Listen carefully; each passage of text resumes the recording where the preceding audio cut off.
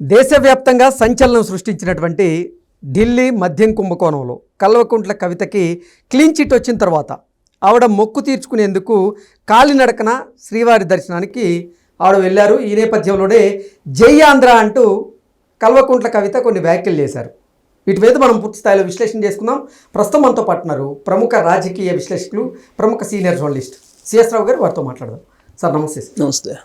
కల్వకుంట్ల కవిత నోట జై ఆంధ్ర అనేటువంటి పదం ఉచ్చరించడం అది నిజంగా కొంచెం సంచలనంగా అయితే మారింది, చర్చనీయాంశంగా అయితే మారింది.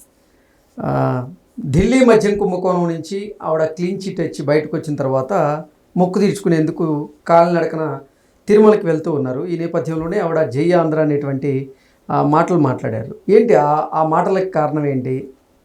అసలు ఎప్పుడు జై తెలంగాణ అనేటువంటి కవిత నోట జై ఆంధ్ర అనేటువంటి పదం ఎందుకు వచ్చింది అంటే ఏం చెప్తారు? ఊరికే రాదు కదా, ఊరికే రారు మహానుభావులు అంటారు. అలాగే కల్వకుంట్ల ఫ్యామిలీలో ఎవరైనా సరే ఒక మాట అన్నారు లేదా ఒక నినాదం చేశారంటే దాని వెనక ఖచ్చితంగా బలమైనటువంటి కారణం, బలమైనటువంటి ఒక భవిష్యత్తు ప్రణాళిక ఖచ్చితంగా ఉంటుంది. ఉండకుండా అయితే ఉండదు. వాళ్ళు ఏదో ఊరికే అనరు. అవసరమైనప్పుడు జై ఆంధ్ర అంటారు, అలాగే జై తెలంగాణ అంటారు. ఆంధ్రతో అవసరం లేదనుకున్నప్పుడు లేదా ఆంధ్ర వాళ్ళ మీద నినాదాలు చేస్తే ఓట్లు పడతాయి తెలంగాణలో అనుకున్నప్పుడు జై తెలంగాణ అని వినిపిస్తారు. ఇది అందరికీ తెలిసినటువంటి విషయం, ఇది ప్రత్యేకంగా చెప్పాల్సిన అవసరం లేదు. ఇప్పుడు కవిత గారు ఈ కేసులో క్లీన్ చిట్ వచ్చింది అనేటువంటి ఉద్దేశంతో తిరుమల వెంకటేశ్వర స్వామి గారిని దర్శనం చేసుకోవాలని చెప్పి వెళ్తున్నారు. వెళ్తూ ఆవిడ తెలంగాణ జాగృతికి సంబంధించినటువంటి వాళ్ళందరినీ తీసుకెళ్లారు అక్కడికి. అక్కడ ఉండేటువంటి ఆంధ్రాకి సంబంధించినటువంటి కొంతమంది అభిమానులు కూడా వచ్చారు. తిరుపతిలో మెట్లు మార్గంలో నడిచి వెళ్ళడానికి ఆవిడ సిద్ధమయ్యారు, అది మొక్కు తీర్చుకోవడానికి. ఆ సందర్భంగా అందరితో వెళ్తూ అక్కడ తిరుపతిలో మాట్లాడారు. తిరుపతిలో మాట్లాడుతూ జై ఆంధ్ర అంటూ మొదలుపెట్టారు ఆవిడ. సరే, మనం చెప్పేదానికన్నా ఆవిడ ఏమన్నారు అనేది మనం ఆడియో ఒకసారి వినిపిస్తే. అందరికీ నమస్కారం.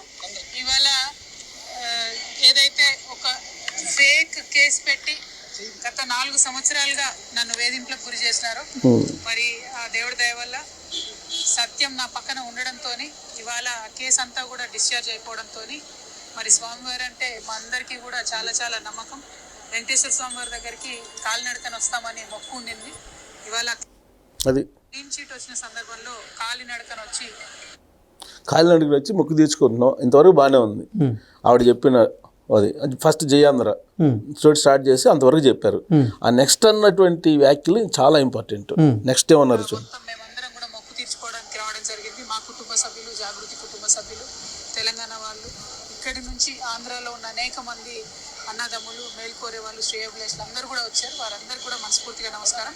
ఆ స్వామివారి దయ వల్ల మరి క్లీన్ చిట్ తర్వాత మేము ఏదైతే పొలిటికల్ పార్టీ పెట్టాలనుకుంటున్నామో దానికి కూడా స్వామివారి ఆశీస్సులు మనస్ఫూర్తిగా ఉంటాయని చెప్పి కోరుకుంటున్నాను. Thank you. జై తెలంగాణ. అది లాస్ట్లో జై తెలంగాణ, ఫస్ట్లో జై ఆంధ్ర.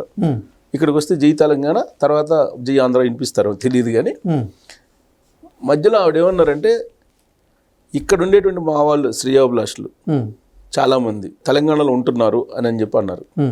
అని కంటిన్యూషన్ ఇంకా తర్వాత మాట్లాడే మాటలు ఉన్నాయి. కొన్ని నియోజకవర్గాల్లో, తెలంగాణలో కొన్ని నియోజకవర్గాల్లో ఆంధ్రాకు సంబంధించినటువంటి వాళ్ళు ఉన్న ప్రాంతాలు ఉన్నాయి, గెలుపు ఓటములో చాలా కీలకం వాళ్ళు అని చెప్పి ఆవిడ కామెంట్ చేశారు. ఓకే, ఎన్నికల్లో గెలుపు ఓటంలో చాలా కీలక పాత్ర ఉంటుంది వాళ్ళది అని. అంటే ఇప్పుడు 2 నినాదాలు చేశారు ఆవిడ, జై ఆంధ్ర, జై తెలంగాణ అని. ఇప్పుడు కేసీఆర్ గారు లాగా బీఆర్ఎస్ పార్టీని దేశకీ నేత అని చెప్పి పెట్టారు. ఆయన ఎక్స్టెండ్ చేశారు పార్టీని, ఆంధ్రప్రదేశ్కి ఎక్స్టెండ్ చేశారు. అక్కడ తోట చంద్రశేఖరరావు గారిని ఆయనకు అప్పచెప్పారు ఆ పార్టీని, అక్కడ అధ్యక్షుని కూడా చేశారు. బహుశా ఈమె 2 నినాదాలు చేశారు కాబట్టి ఇప్పుడు రాబోయే రోజుల్లో పెట్టేటువంటి పార్టీ, ఆల్రెడీ కొత్త పార్టీ పెడతానని చెప్పి అనౌన్స్ చేశారు. అక్కడే అనౌన్స్ చేశారు. మే ఫస్ట్ వీక్లో, సెకండ్ వీక్లో అనుకుంటాం, మే సెకండ్ వీక్లో అనౌన్స్ చేయబోతున్నారు. ఆ పార్టీని తెలంగాణ వరకే పరిమితం చేస్తారా లేదంటే ఆంధ్రప్రదేశ్లో కూడా ఎక్స్టెండ్ చేస్తారా అనేటువంటి ఆలోచన కలిగించేలా నినాదాలు కనిపిస్తున్నాయి. జై ఆంధ్ర అనేటువంటి నినాదం లేదు అని అంటే ఆంధ్రాకు సంబంధించినటువంటి ఆంధ్ర మూలాలు ఉన్నటువంటి ఓటర్స్ ఎవరైతే ఉన్నారో తెలంగాణలో వాళ్ళని ప్రసన్నం చేసుకునేదానికి ఆ నినాదం బహుశా అందుకున్నట్టు కనిపిస్తుంది. ఒకటి ఎక్స్టెన్షన్ కన్నా ఉండాలి, లేదా ఇక్కడ ఉన్నటువంటి ఆంధ్ర సెటిలర్స్కి సంబంధించిన ఓటర్లన్నా ప్రసన్నం చేసుకునేదానికి. ఈ రెండు అంట్లో ఏదో ఒకటి. కాకపోతే ఆవిడ చెప్తున్న దాని ప్రకారం ఏంది, తెలంగాణ అనేటువంటి పదం ఉండేలాగా పార్టీ పేరుని పెట్టబోతున్నానని చెప్పి ఆవిడ అనౌన్స్ చేశారు. కాబట్టి ఆంధ్రప్రదేశ్కి ఎంటర్ కాకపోయినప్పటికీ ఇక్కడ ఉన్నటువంటి ఆంధ్ర మూలాలు ఉన్నటువంటి వాళ్ళని అట్రాక్ట్ చేయడానికే ఎగ్జాక్ట్లీ ఆవిడ అంటే సిటీలో జిహెచ్ఎంసీ పరిధిలో ఉన్నటువంటి ఆంధ్ర ఓటర్లను ప్రసన్నం చేసుకునేందుకే ఈ వ్యాఖ్యలు చేస్తుంటారంటారా? అంతే. అందుకు మించి రెండు ఆప్షన్స్, ఒకటి ఎక్స్టెండ్ చేయడానికి, రెండు ఇక్కడ తెలంగాణ పేరు ఉంటుంది కాబట్టి పార్టీలు అని చెప్పి ఆవిడ చెబుతున్నారు. కాబట్టి ఖచ్చితంగా ఇక్కడ ఉండేటువంటి వాళ్ళు, ప్రత్యేకించి ఆవిడ నిజామాబాద్ నుంచి పోటీ చేస్తా ఉన్నారు, లేదా మెదక్ నుంచి పోటీ చేస్తా ఉన్నారు. ఈ మధ్యనే ఆవిడ అనౌన్స్ చేశారు. నిజామాబాద్ నుంచి పోటీ చేసినా కానీ నిజామాబాద్లో ఆంధ్ర మూలాల్లో ఉన్నటువంటి వాళ్ళు అనేక మంది ఉన్నారు అక్కడ. గుంటూరు వారిపాలెం అనేది అక్కడ ఉంది, అసలు పేరే గుంటూరు వారిపాలెం అనేది ఉంది. సో కాబట్టి ఆంధ్ర మూలాల్లో ఉన్నటువంటి వాళ్ళు ఎక్కువ మంది ఉన్నారు. నిజామాబాద్ నుంచి పోటీ చేయడానికి ఆవిడ రెడీ అవుతాను, నేను కొత్త పార్టీ పెట్టి అక్కడి నుంచి నేను పోటీ చేస్తాను, లేదంటే మెదక్ నుంచి అని చెప్పారు. కాబట్టి మొత్తం తెలంగాణలో ఎక్కడెక్కడ ఆంధ్ర మూలాలు ఉన్నటువంటి వాళ్ళు ఉన్నారనేది కూడా ఆవిడకి తెలుసు.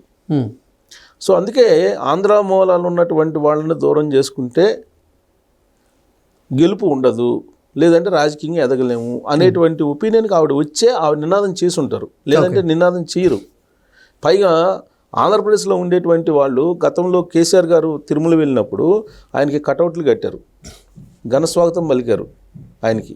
అది చూసి ఈయన దేశకీ నేత అని చెప్పి అక్కడికి వెళ్ళారు, పార్టీ పేరే మార్చుకొని. కాకపోతే కవిత గారు ఇప్పుడు ఇనిషియల్ స్టేజ్లో ఉన్నారు కాబట్టి ఆలోచన ఇప్పుడు రాకపోవచ్చు.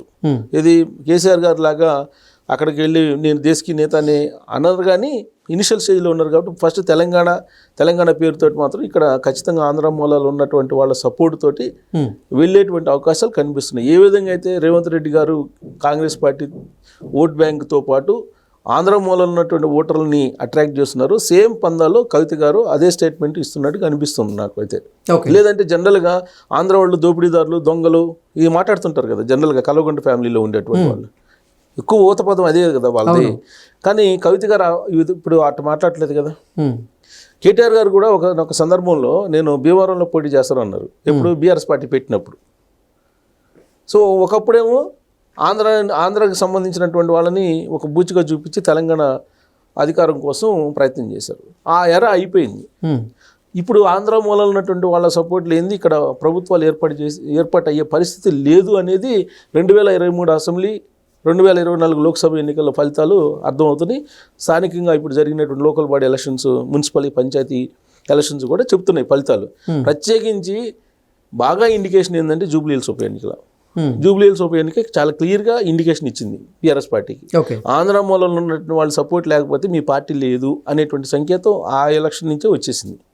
సో బహుశా ఇవన్నీ చూసిన తర్వాత కవిత గారు ఈ ఆంధ్ర మూలాలు ఉన్నటువంటి వాళ్ళని ప్రసన్నం చేసుకోవడానికి ఈ విధమైనటువంటి ఒక ప్రయత్నం చేసి ఉండొచ్చు. ఇంకోటి ఏంటంటే ఆమె పార్టీని బలోపేతం చేసుకోవడానికి చాలా ప్లాన్డ్గా వస్తుంది. పార్టీ అనౌన్స్ చేయడానికి ముందే బలమైనటువంటి సోషల్ బలమైనటువంటి మీడియాని ఏర్పాటు చేసుకునేందుకు ప్రయత్నం చేస్తున్నారు.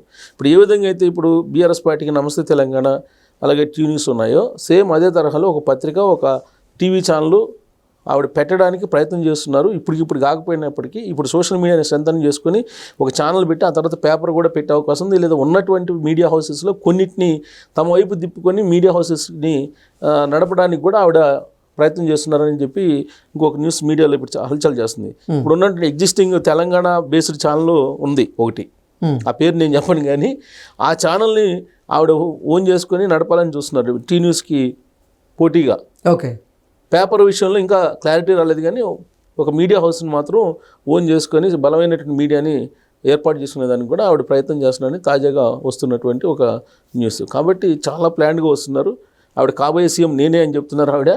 సో కాబట్టి ఆవిడ ప్లానింగ్ మాత్రం పకడ్బందీగా ఉంది. అక్కడ తిరుపతి వెళ్ళి ఆంధ్ర ఓటర్లకి గాలం వేసేటువంటి వ్యూహం ఉందంటే దూరదృష్టి అయితే బాగా ఉందని చెప్పి మనం అనుకోవచ్చు. Okay sir, thank you so much. Thank you.